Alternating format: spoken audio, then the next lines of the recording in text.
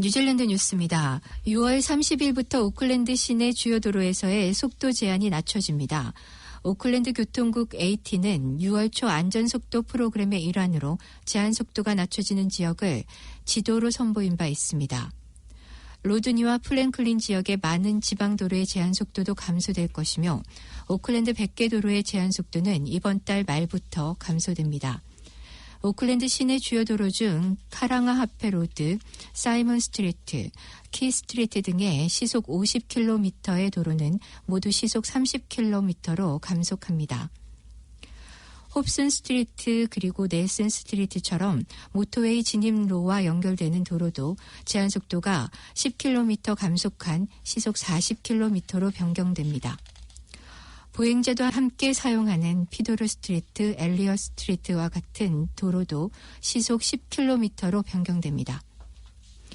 AT는 오클랜드 시내 도로는 아이들과 노인들 그리고 운전자들과 보행인들이 모두 함께 사용하는 도로이기 때문에 이들 모두의 안전을 위해 제한 속도가 변경됐다고 말했습니다. 와이카토 지역 카운실 러스밍 리밍턴 의장은 와이카토가 어느 정도까지는 오클랜드의 물 부족을 도울 수 있으나 지붕에서 빗물 모으기나 댐의 확장과 같은 다른 방안도 고려해야 할 것이라고 말했습니다. 해밀턴은 물 보존에 미리부터 신중을 기해 작년 10월 초부터 물 사용을 규제해왔으나 오클랜드는 5월에서야 규제가 이루어졌다고 말했습니다. 지역 카운실 대표들 중 한 명이기도 한 리밍턴 의장은 지난 금요일 여러 가지 가능성을 토론하기 위해 워터케어 담당 책임자들과 오클랜드 카운실과의 회의를 했습니다.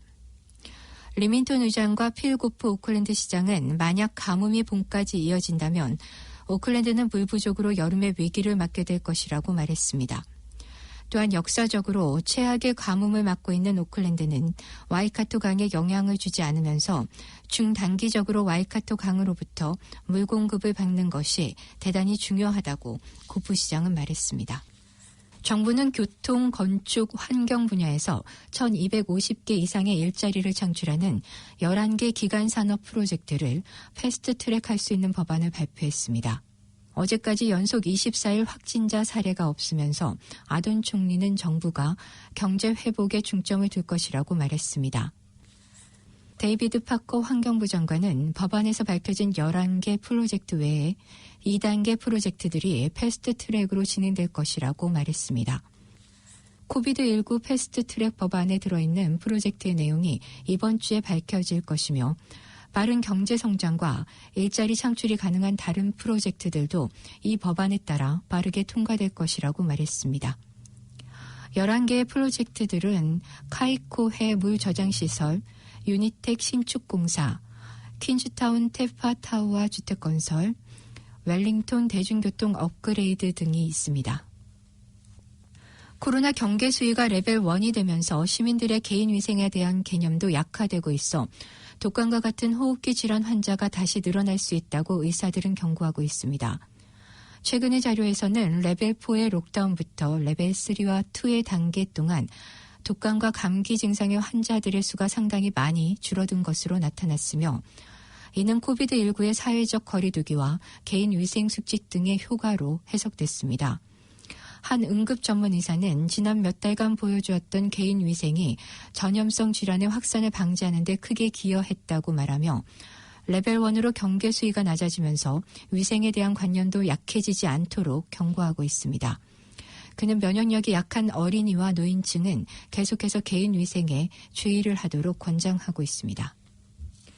오늘 새벽 강한 지진이 베이 오브 플렌티 동부 지역을 강타했습니다.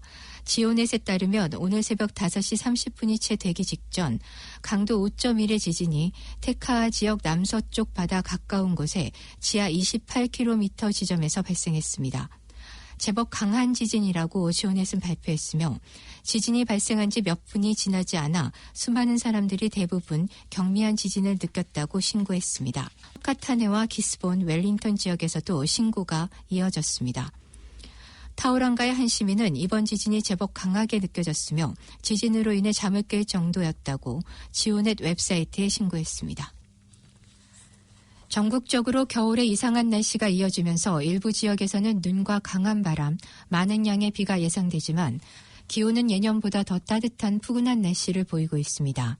지난 주말 제법 쌀쌀한 날씨를 보이면서 겨울이 성큼 다가왔다고들 말하지만 이번 주는 상황이 바뀌면서 비와 눈이 예상됩니다. 기온은 예년 평균보다 높을 것으로 기상 관계자들은 예보했습니다.